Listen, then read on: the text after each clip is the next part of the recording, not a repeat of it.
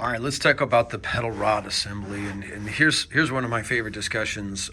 We have two wing nuts on this, and again, what's important to remember in order to have a longevity is anytime you move the instrument, it's good to put the pedal in an up position like this so that it doesn't get banged around.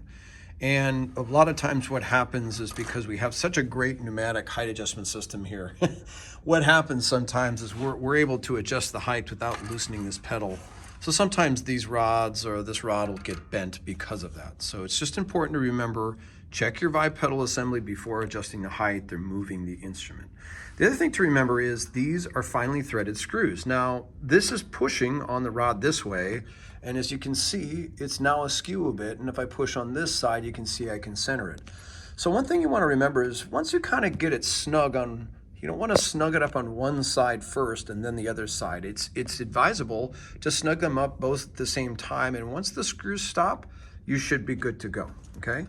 A lot of times what happens is we over tighten one side and then we tighten the other side. Well, this screw doesn't have a lot to grab onto because it's out further and this one's in all the way. So what's important to remember is that if you have the assembly, you know, if we just tighten one side first, you'll see that there's a lot of space here and not a lot for this to grip onto.